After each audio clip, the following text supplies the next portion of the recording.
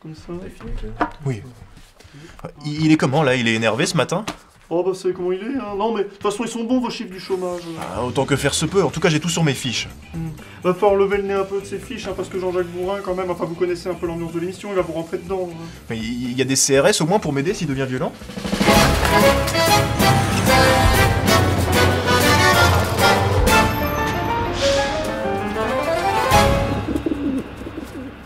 Est-ce que vous avez vu que ça allait de mieux en mieux dans ce pays? Non, parce que vous vous plaignez tout ça, mais en vrai, la France va mieux, la France se relève. Ah, parce que vous regardez sûrement les mouvements de grève. Non, c'est pas ça qui compte. Vous regardez votre fiche de paye.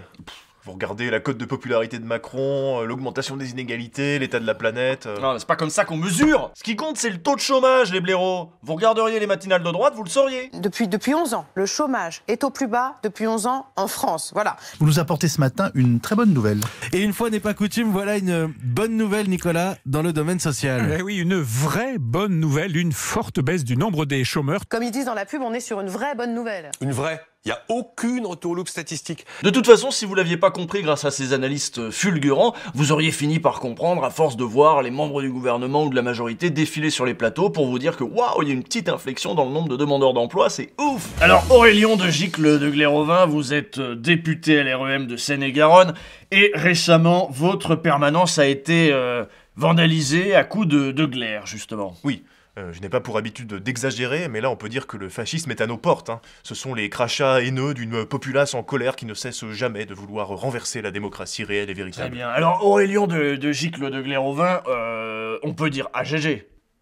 On lui dit quoi à GG? Alors, monsieur le député, la France bouillonne, la France est en colère, les hospitaliers sont dans la rue, après les avocats, les chiffres profs... du chômage. Il y a quand même les chiffres du chômage qui Et sont en on baisse. voit aujourd'hui ces actions spectaculaires menées notamment par les palefreniers, les Je vous ai pas souffleurs parlé de verre, des chiffres du les chômage, monsieur funambules Bourrin. aussi. Monsieur Bourrin, je vous ai parlé des chiffres Et du chômage. cette action spectaculaire, qu'est-ce que vous répondez quand vous voyez ces médecins légistes qui déposent des cadavres devant le ministère de la Santé? Ça vous interpelle pas? Monsieur Bourrin, je voudrais revenir sur les chiffres du chômage qui sont en baisse en 2019, je vous le rappelle.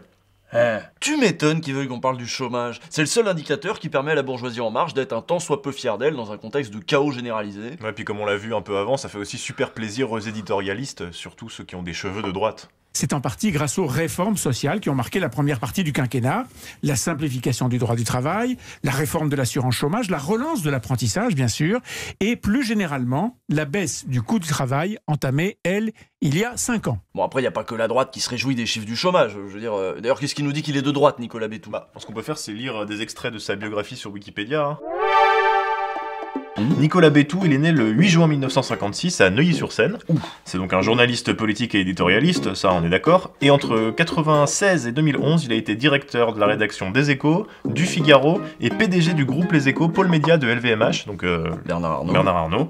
Un petit peu de famille, biographie familiale. Ah oui, c'est intéressant ça. Fils de Daniel Bétou et de Odile Paulet, il est le second d'une fratrie de 6 enfants. Son grand-père, Pierre Bétou, est docteur en pharmacie et directeur des laboratoires pharmaceutiques Roussel. Autre information intéressante, il épouse en seconde noces Jacqueline Bétou, qui a hérité de la fortune d'un riche marchand d'arachides danois au Sénégal. D'accord, donc une fortune coloniale quoi. Oui, on peut le dire comme ça. Donc il est de droite, hein, c'est bon. Mais bon, ça nous dit pas pourquoi les gens de droite sont contents de cette petite baisse du chômage. Eh bien d'abord parce que eux, ça leur permet de mesurer l'adéquation entre l'offre de travail d'un pays, c'est-à-dire les travailleurs, nous, l'offre, et la demande de travail, celle des entreprises. Ouais, c'est pour ça que la solution qu'ils proposent toujours, c'est de proposer plus de formation. Tenez, vous avez travaillé 26 ans dans une usine qui fabrique des boîtes de conserve. Je sais de quoi je parle, des femmes comme ça, il y en a plein dans ma circonscription. Ouais. Eh bien, figurez-vous que le jour du plan social, ces personnes se mettent à chouiner.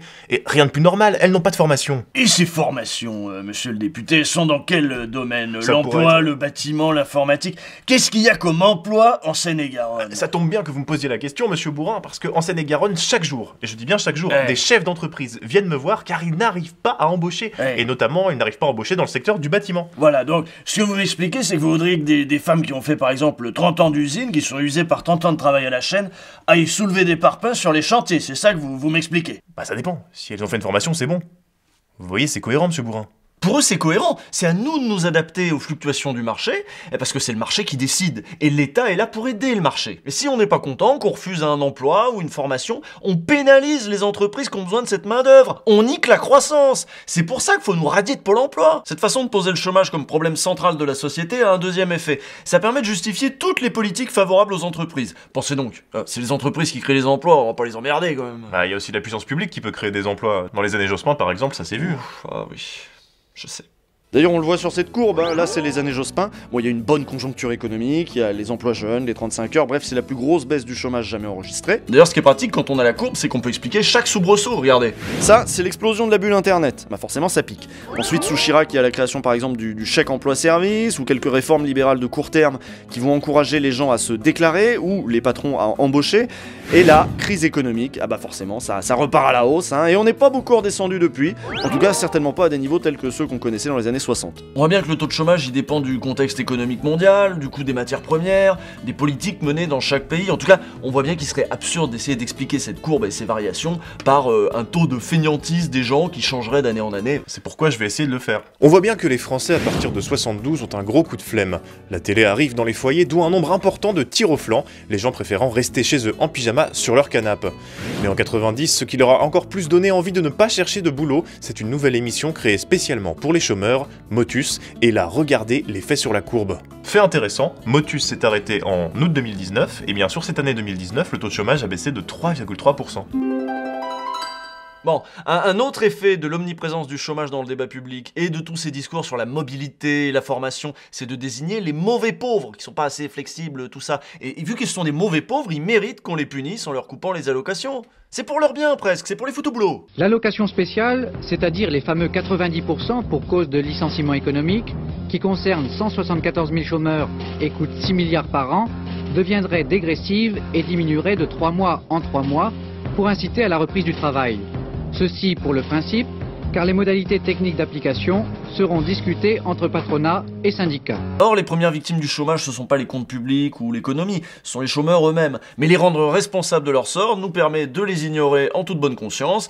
Et alors, pour ce qui est de ceux qui sont carrément sortis des chiffres, alors ceux-là rien à foutre, hein, les chômeurs en fin de droit... D'ailleurs, on parle très peu de ces gens, on préfère ne pas les voir, et ça tombe bien. Mais ces chômeurs en fin de droit, ces chômeurs honteux, ceux qui se font pas réactualiser, l'avantage c'est qu'ils sortent des chiffres. Et il y en a plein qui sortent des chiffres du chômage comme ça, sans avoir retrouvé d'emploi pour autant. Écoutez ce que dit le monsieur de BFM Echo. Donc dans ces 2 millions de personnes qui sont sorties de Pôle emploi en 2019, il y a donc 8% de personnes qui ont été radiées, mais il y a aussi donc 20% de personnes qui ont retrouvé un emploi. Et il y a d'autres catégories. Il y a ceux qui n'ont pas actualisé leur statut de Pôle emploi. Et c'est le gros des troupes. Ça représente à peu près 40%. Pareil, là, ce chiffre est à peu près stable année après année. Ce sont les personnes qui n'ont pas actualisé sur le site de Pôle emploi, qui n'ont pas rappelé qu'ils étaient toujours demandeurs d'emploi. Donc techniquement, un jeune pas diplômé qui préfère aller vendre du shit plutôt que de se faire exploiter pour un SMIC ou faire le tour des boîtes d'intérim pour aller d'humiliation en humiliation, de job de merde en job de merde, celui-là, il sort des chiffres du chômage.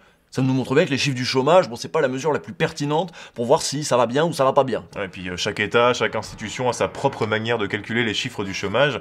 Ça rend les chiffres contestables et d'ailleurs ils sont toujours contestés. Pourtant, les politiques continuent d'en faire le baromètre de l'efficacité de leur action. Souvenez-vous du gros Hollande là qui avait dit que s'il inversait la courbe du chômage, il se représentait ou je sais pas quoi là. Il avait même fini par « ça va mieux ». Ça va mieux, même si c'est vrai. Ça ne va pas forcément mieux pour tout le monde. Pas pour tout le monde, non, parce qu'aujourd'hui, le taux de chômage, par exemple, chez les non-diplômés, il est autour des 15%, et chez les cadres, il est de 5%. Et là encore, ce sont des moyennes. On pourrait regarder chez les jeunes, chez les vieux, dans les banlieues, pas dans les banlieues. Voilà, il y a des grosses inégalités face au chômage. Et il y en a toujours qui sont des grincheux. Ça peut nous arriver, chacun d'entre nous, à différentes étapes de notre vie. Il y a même une situation où on est grincheux par nécessité. Même quand ça va bien, on trouve que ça va mal. Alors certains à gauche notamment dénoncent la qualité des emplois proposés, CDD, intérim, ubérisation. Les employés eux-mêmes parfois se plaignent. Oui, mais se plaindre ne mène à rien. Et je vais même aller plus loin, monsieur Bourrin. Se plaindre mène à plus de chômage. Et je le sais, car j'ai moi-même travaillé à l'usine.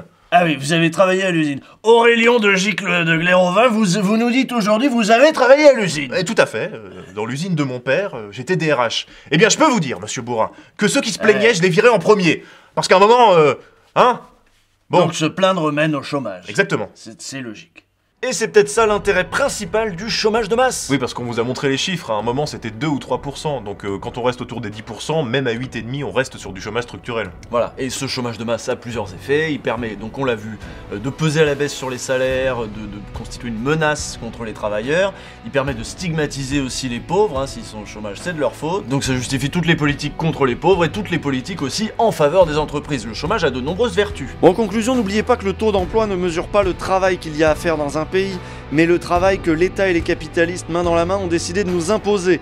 Collectivement, on a besoin de plus en plus de personnes dans le soin, pour s'occuper des malades, des vieux, on a besoin de plus de profs, et pour faire la transition écologique, on a besoin de bras dans les champs, pour faire du bio, tout ça. Mais le capital, lui, il a décidé qu'il avait besoin de courtiers en assurance, d'employés Amazon, de happiness managers et de serveurs dans les hôtels de riches. Donc ceux qui voudront pas faire ce genre de taf, ils iront pointer à Pôle emploi, et ce seront des feignants de chômeurs. Un chômage à 5% comme aux États-Unis ou en Allemagne, eh ben ça voudrait dire juste qu'on a collectivement baissé les bras, qu'on a fini par accepter n'importe quel travail, aussi humiliant, aussi ingrat, aussi crétin, aussi mal payé soit-il. Alors je suis désolé, mais moi ce genre de société, j'en veux pas, donc vos chiffres, eh ben vous savez où vous pouvez vous les mettre. À lundi prochain. Alors, avant qu'on se sépare, monsieur le député, il y a un article qui vient de sortir, on me le signale sur Mediapart, un article intitulé « Les folles soirées du député Glairovin aux frais du contribuable ». Il y est question de soirées dans vos bureaux de l'Assemblée nationale avec des whisky hors d'âge, des call girls, le tout payé par le contribuable. Non, ce sont des calomnies, hein, ce sont des calomnies. Vous démentez. Je dément, ce média est bien connu pour avoir recours à des méthodes dignes du KGB. Non, c'est impossible. Hein. Donc pas de whisky hors d'âge à l'Assemblée nationale. Mais enfin, écoutez, le whisky hors d'âge, je n'aime pas ça. Enfin, vous voyez, les prostituées, ça me donne mal à la tête. Dès qu'on m'en propose des prostituées, je les refuse. Enfin, vous voyez, la cocaïne, ça me fait éternuer, monsieur Bourrin. Et je n'ai pas parlé de cocaïne.